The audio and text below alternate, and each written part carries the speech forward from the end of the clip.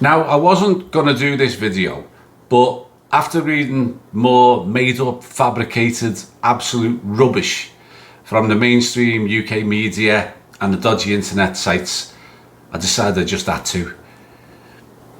And I'm going to call even more of them out than I did last time, because they deserve to be called out for the utter drivel that they're writing, pretending they have sources, information, leads, inside information, compounded by clickbait headlines that are at best misleading, or more accurately, complete and utter lies.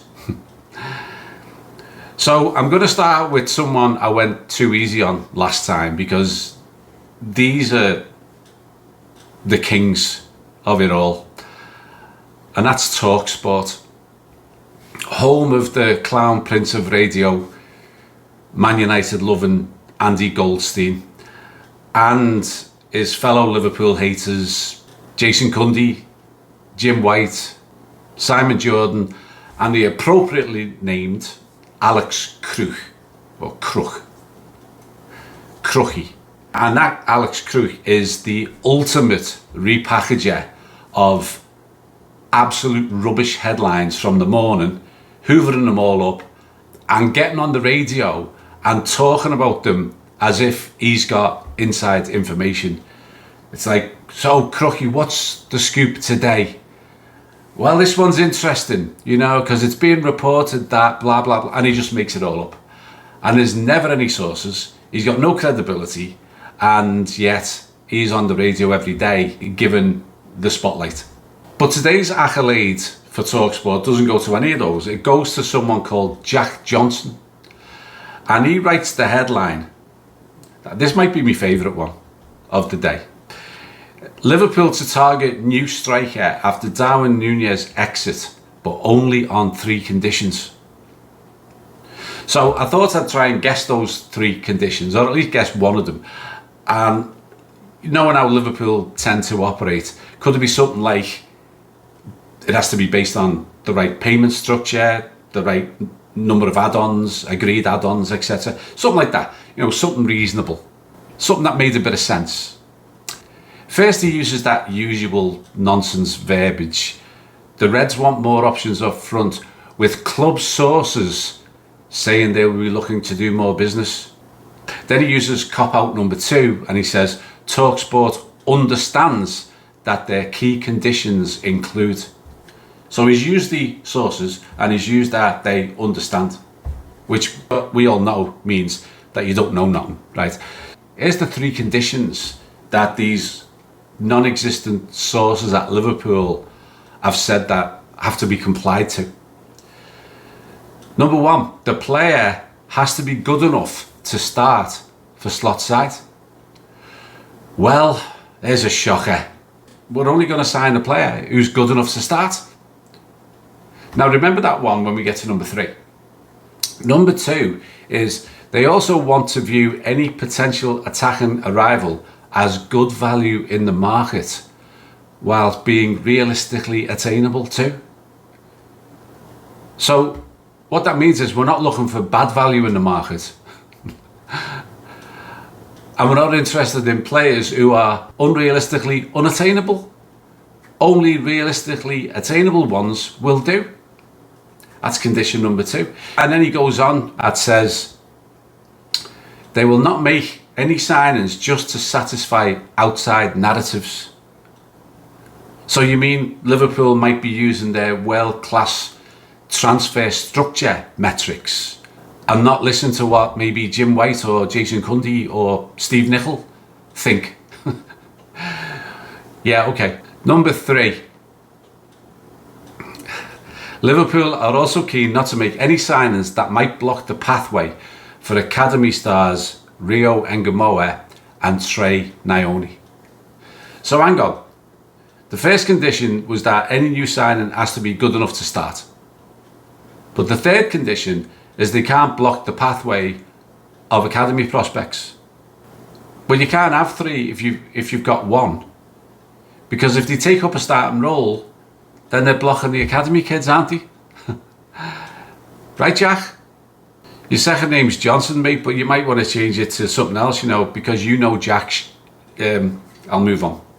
And I'll move on to one of my favourites from last time. Team Talk. They're at it again, stealing sound bites from others and repackaging them as their own. This time, they've taken something from Ben Jacobs on X, who reports that Newcastle failing to sign Xisco will not impact the Isak situation. And apparently, according to Team Talk, it's this claim that has sent Liverpool's hopes of signing Isak soaring.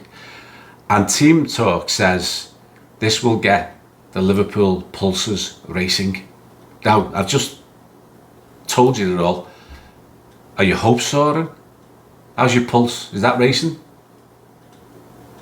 No, mine's the same. Just for some perspective here, they've all been jumping on this one where they can use Liverpool, Man United and Isak all in the same headline to get their clicks. The Mail and the Express have done exactly the same, but it makes no sense. Isak's been frozen out. They're not even letting him go to the barbecue now. He didn't go on a pre-season training. He trained with his old club and he's now been ostracised by Eddie Howe. So the Manx signing Xisco and Newcastle losing out was never going to be a factor. So imagine they've missed out on Xisco today. So imagine now they go over to him and say, all right, Isak, mate, we didn't get Xisco, so you're going to have to stay now. Is that all right? Come on, join in the five-a-side. Let bygones be bygones, and you know, we're all good. Just stay with us now. We don't even want 125 million quid for you anyway, and even if you don't want to play for us, we're still going to keep you. I mean, it makes no sense, does it? Except that they can put Liverpool, Man United and Isak in the same headline. On to Empire of the Cop, who've got an exclusive for you today. Are you ready? Liverpool eyeing YNWA as backup option to Isak. So according to sources close to Empire of the Cop, Liverpool are closely monitoring the Brentford striker as a potential backup if their pursuit of Isak were to hit a dead end. The Congo international is valued at £50 million and the Bees are open to sell him once they can secure a replacement. With the 28-year-old, haven't expressed a clear desire to leave, and the Reds have made initial inquiries about the attacker. By the way, you know who else is interested in him? Tottenham and Al Nassr are both understood to be interested in him. So Liverpool may need to act swiftly if they want to beat Tottenham to the punch, especially after their hammering today by Bayern Munich and finishing 17th last season. Highly attractive. And don't forget, this comes from sources close to Empire of the Cop. Not close to Liverpool, not close to the club, close to the website. So what does that mean? Close to Empire, they live around the corner. And Liverpool have made a potential 50 million quid bid for the 28-year-old from Brentford. No, we haven't. I don't care how close your sources are. My sources, which are as non-existent as your sources, say they haven't. So there. Because we don't pay 50 million quid for 28-year-olds who Tottenham are after. Meanwhile, the once decent and sadly long declining Liverpool Echo, printed in Oldham, I think, Greater Manchester anyway, tells us that Newcastle make bold Alexander Isak decision as Liverpool transfer target learns new update. So you know what Newcastle's bold Isak decision is? They've left him out and he's training on his own. We knew that a week ago. They're reporting it today. And what's bold about it? I mean, common sense, sensible of the club saying, right, train on your own if you don't want to be with us. Unsurprising. Yeah. Bold. No. And as Liverpool transfer target learns new update. Now, I read that headline twice and the article 3 times to try and figure out what that means. And I still haven't got a clue. I don't know who they're talking about. Is it Isak who's learned he's on the naughty list? Or is it Darwin Núñez who's learned that there's a new update that he's going to be sold, which he already knew anyway? Either way, there wasn't one. The headline was completely bogus, as is unfortunately normal. And you know, being kind of serious for a second, these kinds of ambiguous headlines are the bloody scourge of the media these days, and they're used by every dodgy site and every dodgy UK media outlet, even the so-called professional ones. They all do it, and it's frustrating as hell. Now, Give Me Sport, who I think should be called Give Me a Break, are reporting that caught offside, are reporting that Liverpool are eyeing Douglas Luiz, the midfielder from Juventus who couldn't get a game for Juventus last season. Now, you know Liverpool base all of their recruitment on statistics. Elite players with elite statistics is the way Liverpool do it, and they're the best in the world at it. So Give Me Sport were kind enough to supply us in this article with the stats for Douglas Luiz last season, so here they are. Appearances, he made 19, including coming on as a sub, which was 16th in the squad. These are all squad metrics. Clearances per game, 0.3. He was joint 19th in the squad. Tackles per game, 0.7. He was 21st in the squad. Interceptions per game, 0.2. He was joint 18th. And his overall match rating, 6.38, which in the squad was 23rd. So what's the word that is opposite of elite? Shite. Because that's what those stats are. Oh, and we can get him for only 34 million quid. And by the way, do you know who else is supposedly in for him if we don't act quickly and snap him up? Everton and Nottingham Forest. So, enough said. Now, I didn't want to assign this to any one particular site because they all do it, but this is another thing that really gets under my skin. And this was done right after the recent athletic club games.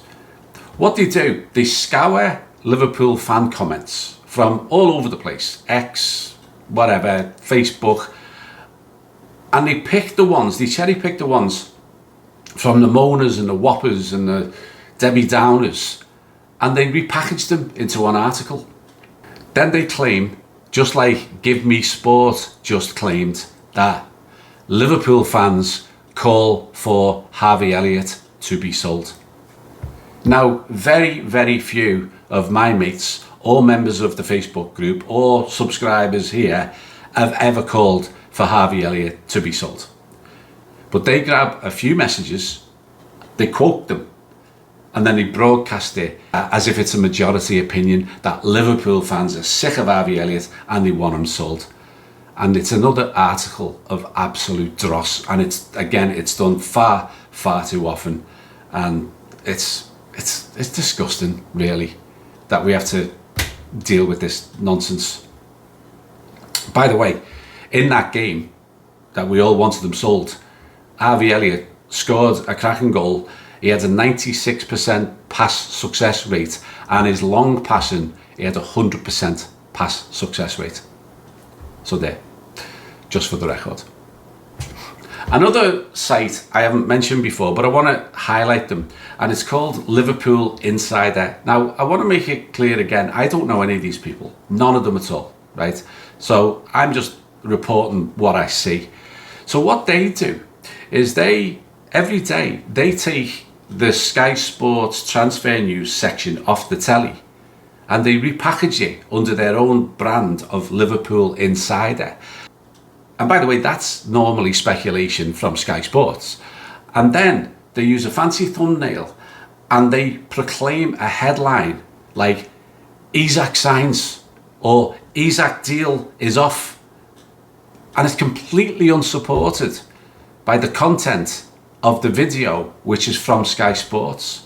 So beware of Liverpool Insider, because again, they don't even have anyone reporting. They just copy and paste a little bit of Sky Sports news and throw a sensational and incorrect headline together.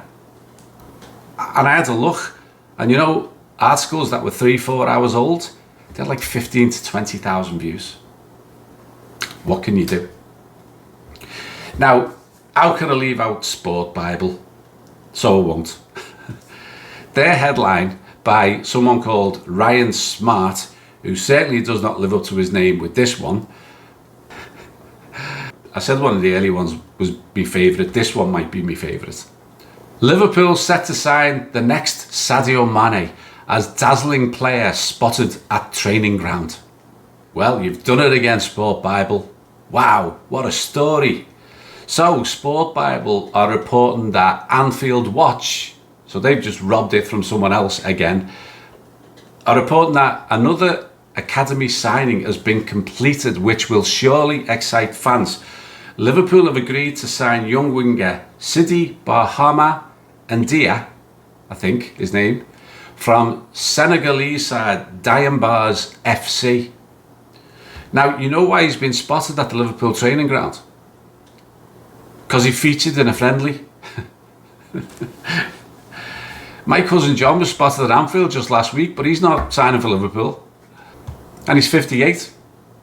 However, here's the bad news from Sports Bible. And this, you know, they bring it up and they pull you down. Reds fans will have to wait a significant while for NDI to be in contention for the first team, because he's only 15 and turns 18 in December 2027, meaning he can't officially join Liverpool till January 2028. Oh, and then they report from another site, Total Scouting, that he's the fastest under 17 that they've ever seen, although they're not convinced he has the technical skills to succeed at the top level. Ah well, seems we haven't signed the next Sadio Mane after all. But they do explain why he is the next Sadio Mane, because they're both from Senegal. If you watched the first video last week on the Dodgy Media, I made a comment about the pro-Manc, Liverpool-hating BBC Sport. So for this video, I had to have a little peek to see what they were up to today, see what their pro-Manc, anti-Liverpool angle was today. So, you know, the Ballon d'Or shortlist has just been published, and 4 Liverpool players are in it: Salah, Van Dijk, McAllister and Florian Wirtz, who's now at Liverpool, so he counts. Alisson also in contention for the Yashin Award for goalkeepers. So what's their Ballon d'Or headline? Ready? Ex-Man United star Scott McTominay nominated for Ballon d'Or. But there's more. There's a second article, how McTominay became Ballon d'Or nominee.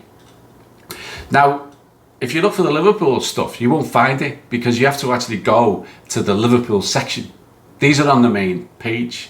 If you go to the Liverpool section, there is actually a Liverpool headline. It says, Liverpool feature prominently on Ballon d'Or shortlist. But it's not on the main page. The main page is dedicated to ex-Manc Scott McTominay. So, anyway, Reds fans, please stay away from BBC Sport. Their Manc obsession and clear anti-Liverpool bias will absolutely do your head in. So, find your stuff from elsewhere. Don't go to them. I'm not. So, there we are. Another selection of corkers, whoppers, fantasies, fairy tales and outright lies from the dodgy UK media and the equally dodgy internet websites. They should be ashamed of themselves, but of course they're not. They're racking up the clicks, the views and the cash, so they don't care. We just have to go to the sources that we know are trustworthy, and there are a few. James Pearce, The Athletic, This is Anfield, and one or two others. By the way, if you've got ones that you believe are ethical, high quality, worth checking out, let us know, because I've got 3 or 4 myself, but I'm sure there's probably some others that I've missed. Anyway, I'll finish off there. See you soon with some real news, because that's what I try to do here. Expose the nonsense and only give you real world news, proper news, legitimate news and legitimate opinions. So I never say it, but I'll just say it. If you've reached the end and you haven't yet subscribed and you like the videos, please subscribe. That's all I need. That'd be great. You'll never walk alone. Cheers. Ta-ra.